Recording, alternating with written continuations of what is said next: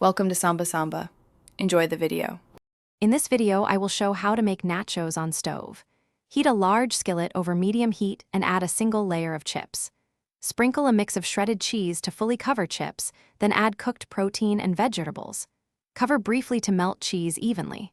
Repeat layers if needed and finish with fresh toppings like cilantro, jalapeno slices, and a squeeze of lime.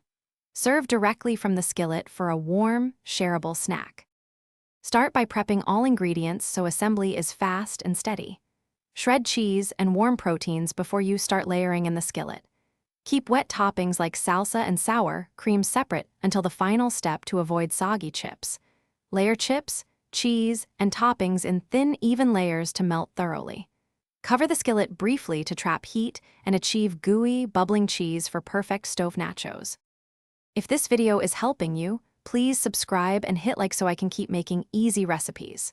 Quick recommendation: the new Kindle Paperwhite fits in a kitchen drawer and lets you read recipes hands-free, perfect when your hands are messy. I love how bright the screen is and how long the battery lasts during long cooking sessions. Check the description for the link and other deals. Now let's get back to the video. Control the heat to prevent chips from burning while melting cheese fully. If chips brown too fast, lower the flame and cover the skillet to distribute heat. Use thin layers of cheese to ensure even melting and avoid clumps. For crispier results, warm chips in the pan for a few seconds before adding toppings.